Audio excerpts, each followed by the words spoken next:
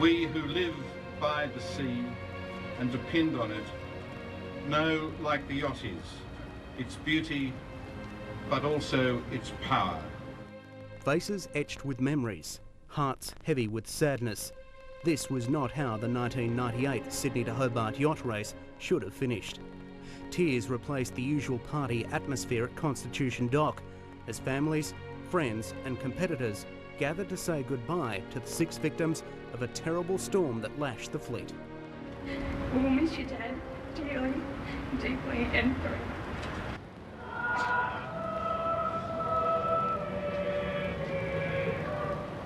But amid the pain and sorrow, there was also an acceptance of the risks faced by all those who were drawn to go down to the sea in boats.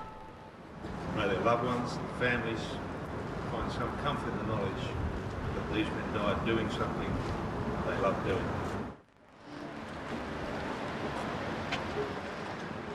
As one by one 6 tiny reeds were scattered on the Derwent, organisers were determined that steps would be taken to ensure such a tragedy never ever happened again. We will miss you always. We will remember you always. We will learn from the tragic circumstances of your death. True to their word, officials have acted. The first step to institute an inquiry into what went wrong. Former CYC Commodore Peter Bush given the onerous task of heading up a special committee. Well, look, what we tried to do is we relied very hard on the information we got back from the fleet. There's a long and proven record of ocean racing all around the world of how we've built the safety regulations for not only for the Hobart race but for all races of that category. And so we went back, we sent a questionnaire to the fleet, we interviewed about 1/3 of the fleet's boats, so we had a big database of knowledge about what worked, how well it worked and what didn't work, what crews knew about, what they didn't know about, and we really tried very objectively to assess all of that and come up with a set of recommendations that would reflect what actually worked and what didn't during the course of the event. We are trying to hold position. It is very difficult over. After months of wading through interviews with crews, rescuers and officials, the Cruising Yacht Club has come up with a number of changes aimed at improving safety, ranging from life rafts to emergency positioning beacons to communications. And then, of course, there's the contentious issue of weather forecasting. I think there are 2 fundamental things that have happened as a result of the review of the race last year. One is that crews have been better appraised of weather through the seminars the club has been running, and that's important. And secondly, a member of the Weather Bureau is seconded this year to the race committee, and there'll be more frequent weather forecasts passed on to the fleet. Skippers will be asked to report severe weather if it occurs, and we'll be trying with that member of the Weather Bureau sitting with the race fleet, passing on more detailed and much more, I guess, what you call common sense or commonly understood forecasts to the crews. But while many of the new measures have been applauded by the ocean racing community, a couple of the conditions have stirred up anger amongst some competitors. One, a new age limit where crew have to be at least 18 years old. That means the end of Hobart trips for sailors like 12-year-old Travis Foley, who was on board Aspect Computing last year. I don't know that age has any to do with a person's skills. Obviously, there is some sort of consideration there, but I know lots of people that were sailing this club that were sailing when they were 18 and had done a couple of Hobarts before their 18th birthday, and I think it is a shame. I think that to set an age limit is the wrong thing. It should actually be based on experience, but then experience becomes a difficult thing to assess. And again, from the legal advice point of view, as soon as you start dealing with people under the age of 18, your whole duty of care scenario starts to change. So unfortunately, in that instance of the 18-year-old age limit, we probably ended up making the decision on the basis of increased liability as a result of letting kids under the age of 18. So. The major controversy centres around the setting of more stringent conditions for boats in this year's race. Older vessels like Southerly have come in for closer attention, and as a result, 34 race veteran Don Mickleborough and his crew won't be going down this year. They were ordered to undergo a qualifying race, but Don claims it's not necessary, as the boat and his crew have more than proved themselves in the past. You know, to me, we've got so much experience, 113 races in the crew, and the crew of 6, that is, and the boat has done thousands of miles racing, and very successfully.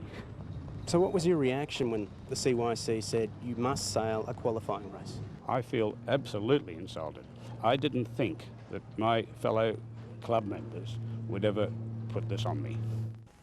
Cruising Yacht Club officials, however, argue that they are only trying to maintain safety and want to avoid a repeat of last year's tragedy. Organisers all too aware of the public scrutiny that they are under this year. I suppose at the end of the day there, the overbearing issue is one of legal liability. And I mean, that's, we don't have a clear answer as to where legal liability stops and starts. But what is clear is that there are ends of the spectrum where your risks are increased as a result of it. And one of those has obviously got to be older boats. And obviously Winston Churchill was one of the oldest boats in the race last time, and it suffered, not necessarily because it was one of the oldest boats, and we will probably never know as to why she sank. But on averages, you'd have to say that older boats represent a greater risk than others.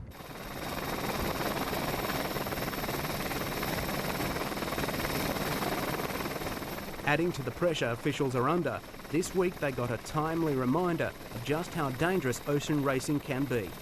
In one incident, John Kalbetzer, the owner of Sydney Maxi Bumblebee 5, had to be rushed to hospital after receiving a head wound and broken hand during a wild tack off Sydney Heads. I just somehow lost my grip enough. I don't remember what happened. Next thing Mel Rich is stitching up my head.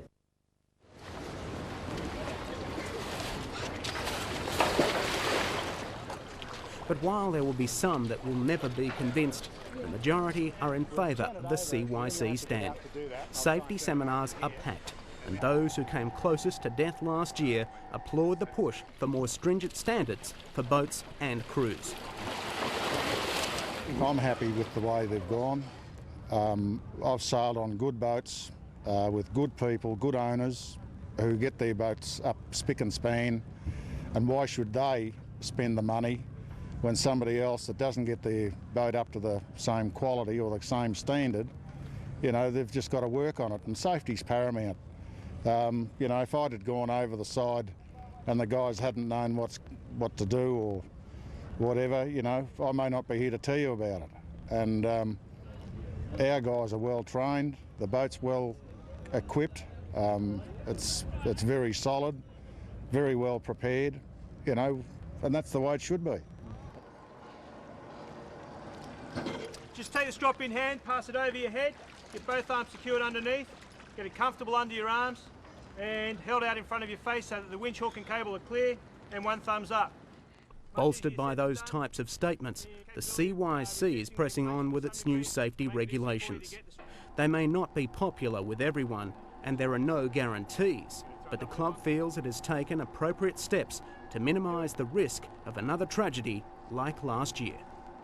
Irrespective of what went on last year or what came out of the Hobart Review and what's been enforced as a result, the nature of boating and the nature of ocean racing is such that it is a risk.